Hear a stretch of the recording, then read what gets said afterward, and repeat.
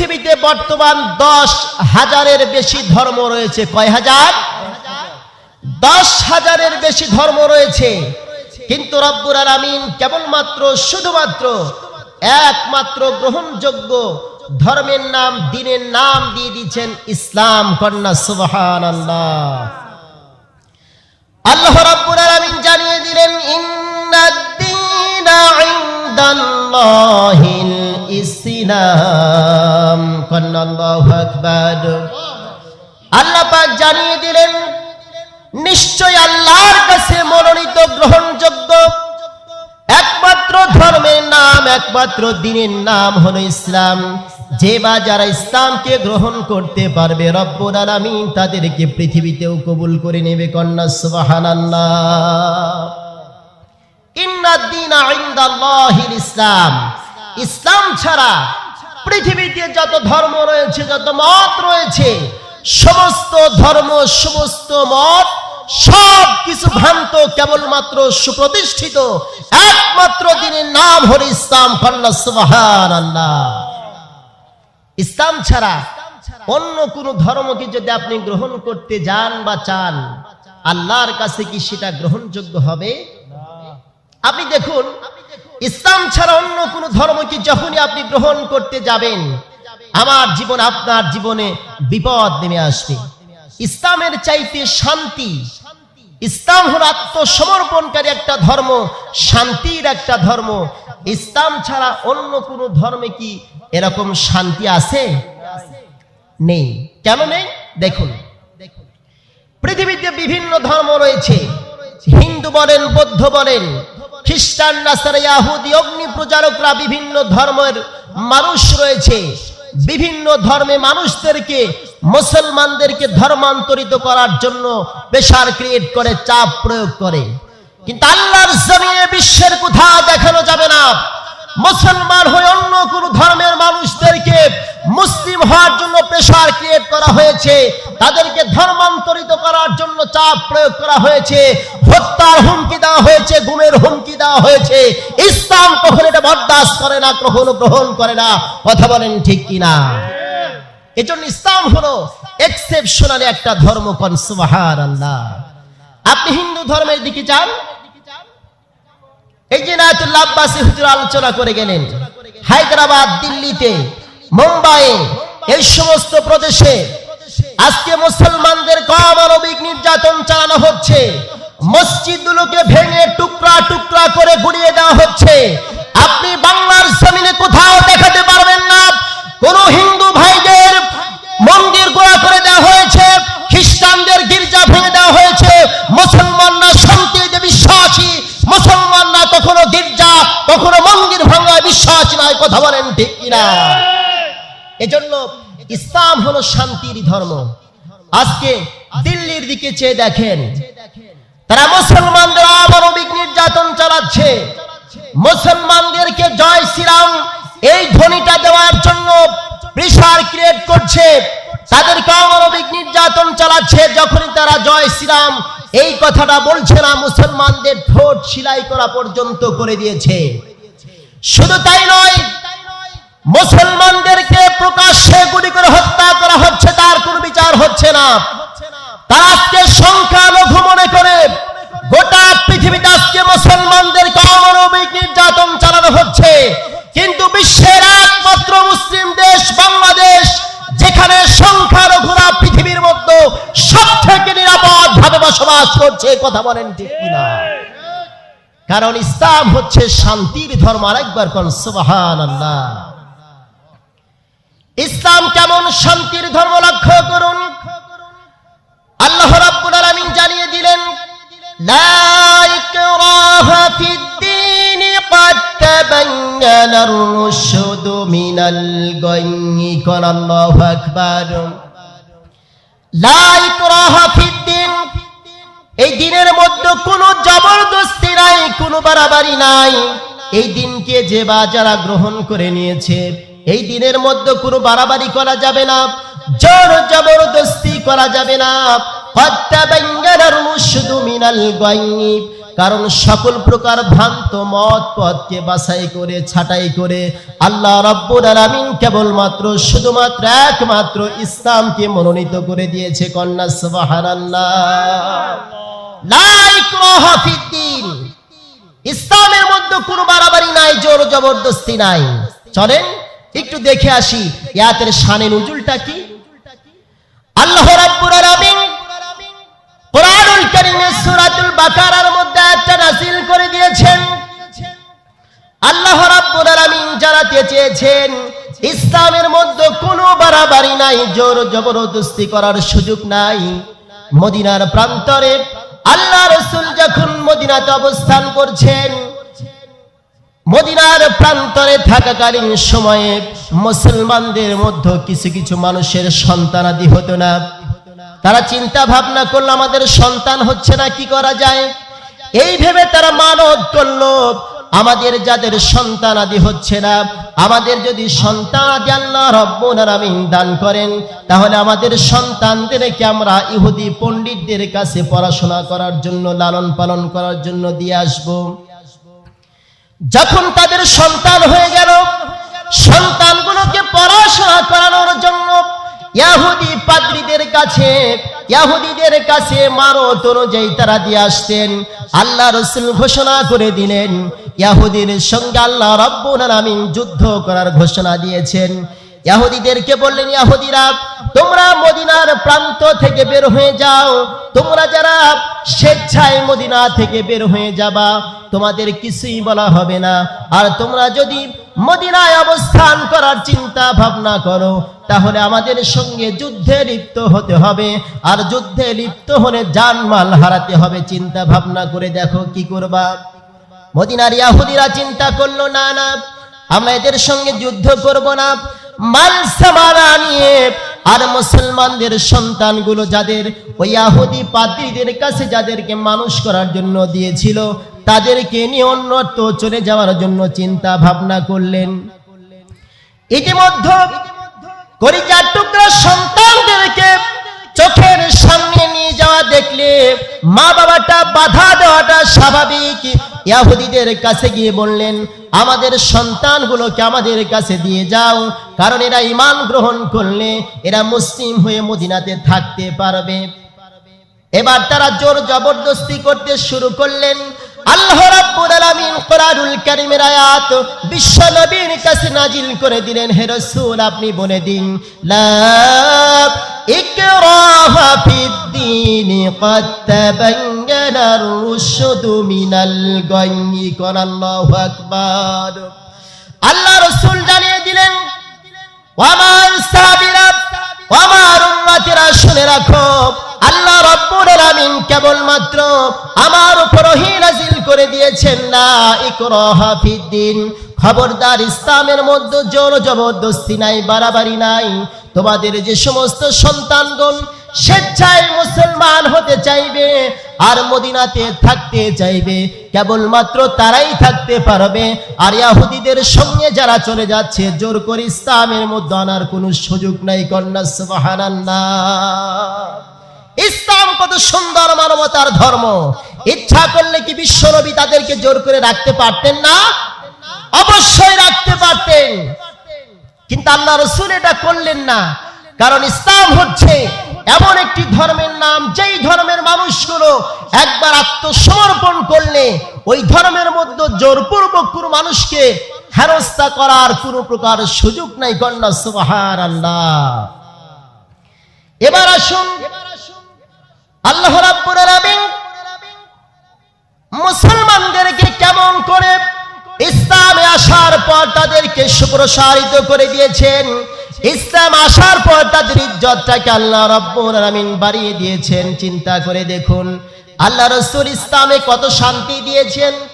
আজকে পৃথিবীর প্রান্তরে প্রান্তরে আপনি যদি চেয়ে দেখেন, আজকে মুসলমানদেরকে অমানবিক নির্যাতনের মাধ্যমে তাদেরকে ধর্মান্তরিত করার চেষ্টা করা হচ্ছে, কিন্তু রব্বুল আলামিন যারা ইসলাম গ্রহণ করেছে অন্য কোন ধর্মের মানুষদেরকে কখনো এরকম জোরপূর্বক অত্যাচার করে না।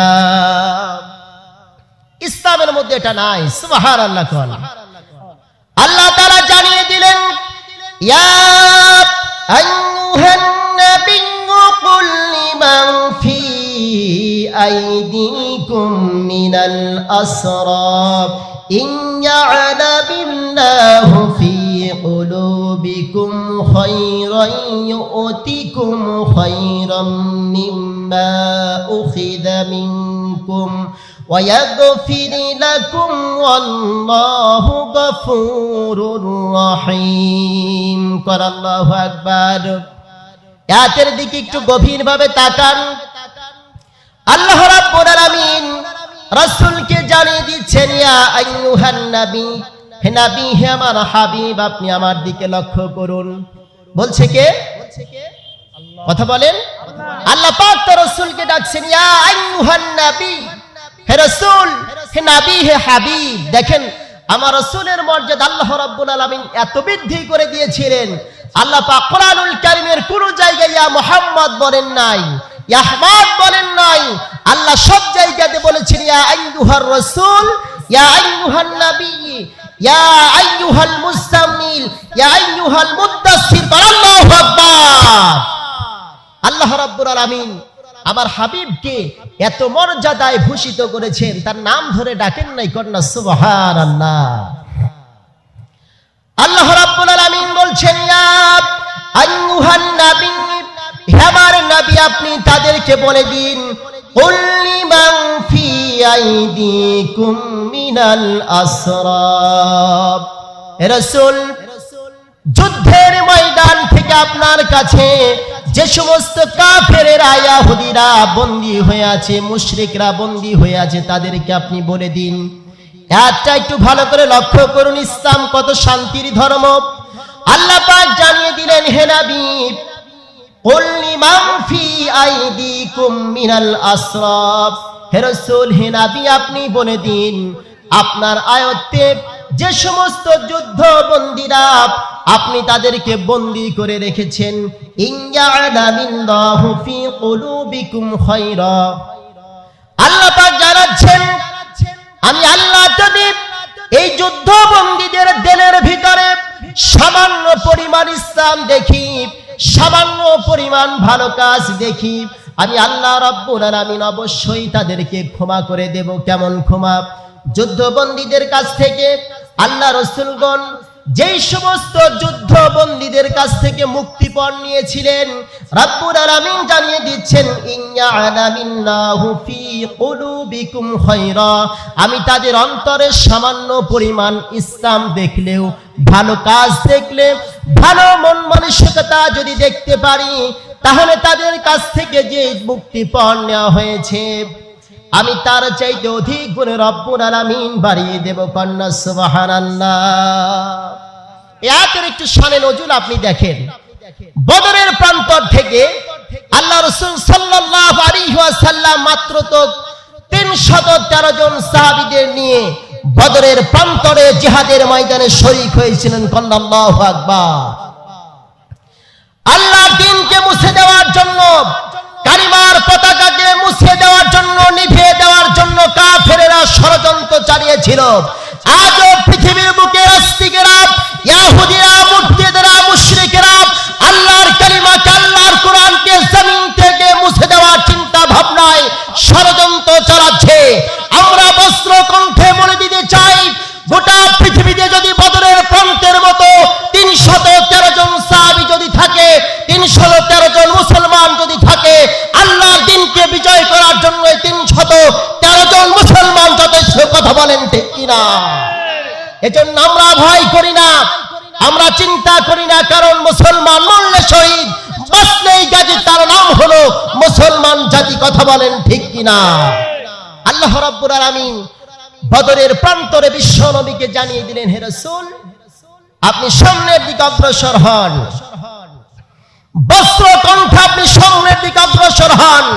কাফের মুশরিকদের সামনে আপনি যখন লিল্লাহে তাকবীর স্লোগান তুলবেন, কাফেররা পলায়ন করতে বাধ্য হবে, কারণ আল্লাহ ছাড়া পৃথিবীর কারো সঙ্গে তুলনা করা যাবে না। কোন মুসলমান ছাড়া ইহুদি খ্রিস্টানদের সঙ্গে কখনো মুসলমানদের তুলনা করা যাবে না, কারণ তাদের সঙ্গে রয়েছে কেবলমাত্র আল্লাহ রাব্বুল আলামিন। কথা বলেন ঠিক কিনা? এজন্য ইসলাম হলো শান্তির ধর্ম, আত্মসমর্পণকারী ধর্ম। এই ধর্মে আত্মসমর্পণ করলে আল্লাহ রাব্বুল আলামিন নিজে সাহায্য করে। কোন সুবহানাল্লাহ। যুদ্ধের ময়দানে আল্লাহ রাসূল যখন কাফেরদেরকে যুদ্ধ বন্দী করে ফেললেন, যুদ্ধের ময়দান থেকে ধরে নিয়ে যাওয়া হলো, ওই যুদ্ধবন্দীদের মধ্যে বিশ্ব নবীর আপন চাচা হযরত আব্বাস রাদিয়াল্লাহু তাআলা আনহু ছিলেন। একটু গভীরভাবে লক্ষ্য করবেন কথাগুলো। আল্লাহ রাসূল দেখলেন আমার আপন চাচা হযরত আব্বাস রাদিয়াল্লাহু তাআলা আনহু নিজেও সেখানে রয়েছেন। আব্বাস রাদিয়াল্লাহু তাআলা আনহু বললেন, আমার ভাতিজা তুমি কি দেখতে পাচ্ছ না? আব্বাস রাদিয়াল্লাহু তাআলা আনহুর চেহারাটা এত ধবধবে ফর্সা সুন্দর ছিলেন, টকটকে লাল ছিলেন। তাকে রশি দিয়ে বাঁধা হয়েছিল, যেই জায়গাতে রশি দিয়ে বাঁধা হয়েছিল বাঁধার সঙ্গে সঙ্গে সেখানে লাল বর্ণ ধারণ করা হয়েছিল। আল্লাহ রাসূলকে বললেন, ভাতিজা তুমি কি দেখতে পাচ্ছ না? তোমার সৈন্য বাহিনী আমাকে এখানে বেঁধে রেখেছে, আমার হাতগুলো লাল হয়ে গিয়েছে, আমাকে ছেড়ে দাও, তো তোমার আপন চাচা হই। আমার দিলের ভিতরে ইসলামের রেশ রয়েছে। কোন কোন তাফসীরকারকরা রেখেছেন সে মনে মনে ঈমান গ্রহণ করেছিলেন, সে কথাটাও বলেছে। আল্লাহ রাসূল জানালেন, আমার চাচা যান, আল্লাহ রাব্বুল আলামিনের তরফ থেকে আমি আপনাদেরকে বন্দী করে রেখেছি, আর পৃথিবীতে আমি ইনসাফ করতে এসেছি, সুতরাং আপনি আমার চাচা হতে পারেন। আপনি সহ যারা এখানে বন্দী রয়েছেন সবাইকে আমি একই চোখে দেখতে পাচ্ছি, আপনি আমার চাচা বলে আপনাকে আমি ছেড়ে দিতে পারি না। কন্যা সুবহানাল্লাহ। এবার চাচা বলছেন, ও আমার ভাতিজা, তাহলে কেমন করে তুমি আমাকে ছেড়ে দিবা? আল্লাহ রাসূল বলছেন, আপনাদেরকে ছাড়তে পারি, আপনার যারা দুইজন ভাতিজা রয়েছে সেই দুইজন ভাতিজা সহ আপনার মুক্তিপণ দিয়ে এরপরে এখান থেকে মুক্ত হতে হবে। এবার আব্বাস রাদিয়াল্লাহু তাআলা বললেন, ও ভাতিজা, আমার কাছে তো কিচ্ছু নাই, আমি তোমাকে কেমনে করে দিব?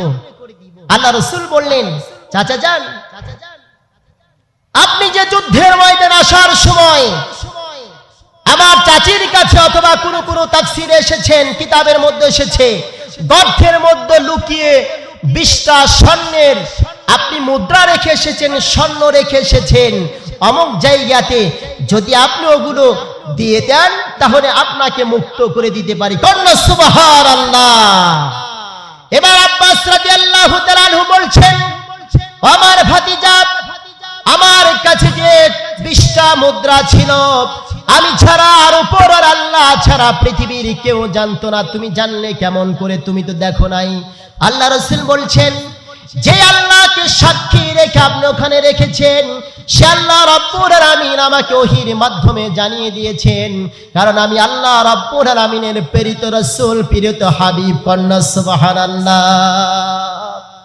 আল্লাহ রাসূলের কাছে বললেন, মুহাম্মদ, আমার কোনো সন্দেহ নাই তুমি খতামান নবিয়্যিন, তুমি সাইয়্যিদুল মুরসালিন, সুতরাং মুক্তিপণ নাও, আমাকে ছেড়ে দাও। আল্লাহ রাব্বুল আলামিন ওই মুহূর্তে বিশ্বনবীর উপর নাজিল করলেন, ইউতিকুম খায়রাম মিম্মা উখিযা মিনকুম ওয়া ইয়াগফির লাকুম, আল্লাহু গফুরুর রহিম। কোন আল্লাহু আকবার। আল্লাহ পাক জানিয়ে দিলেন, ইউতিকুম খায়রাম মিম্মা উখিযা মিনকুম, আমার হাবিব আপনি তাদেরকে জানিয়ে দিন যেই সমস্ত মানুষগণ সামান্য পরিমাণ ঈমান নিয়ে, সামান্য পরিমাণ ইসলাম নিয়ে তারা মুক্তিপণ দিয়ে এখান থেকে মুক্ত হয়েছে, আমি রব্বুল আলামিন অবশ্যই অবশ্যই তাদেরকে যেই মুক্তিপণ দিয়েছে তার চাইতে অধিক মাত্রা আমি বৃদ্ধি করে দেব। ওয়া ইয়াগফির লাকুম, এবং আমি রব্বুল আলামিন তাদেরকে মাফ করে দেব। কন্যা সুবহানাল্লাহ। কি মারাত্মক একটা কথা। ওয়া ইয়াগফির লাকুম, হে রাসূল আপনি জানিয়ে দিন রাসূলের শানে, আল্লাহর শানে, ইসলামকে ধ্বংস করার জন্য, কালিমার মানকে নিচু করার জন্য যারা এসেছিল আমি তাদেরকেও মাফ করে দেব যদি তারা ইসলাম গ্রহণ করে আর ইসলামের মধ্যে পরিপূর্ণভাবে আসতে পারে। কন্যা সুবহানাল্লাহ। ওয়া ইয়াগফির লাকুম, আমি আল্লাহ তাআলা তাদেরকে ক্ষমা করে দেব, মাফ করে দেব। আল্লাহ পাক এখানেই শেষ করেন নাই, আল্লাহু গফুরুর রহিম। আপনি কোরআনুল কারীমের যত জায়গাতে গফুর শব্দটা দেখতে পাবেন, ওই জায়গাতে রব্বুল আলামিন বলেছে, এমন দয়াময় আল্লাহ, আমার কাছে যে একবার ক্ষমা চায়, সেজদায় অবনত হয়ে আমার কাছে দু চোখের পানি ঝরঝর করে টপ টপ করে ফেলে যায়। আল্লাহু গফুরুর রহিম। আমি রব্বুল আলামিন তার জীবনের অতীতের সব গুনাহকে মাফ করে দেই। কন্যা সুবহানাল্লাহ।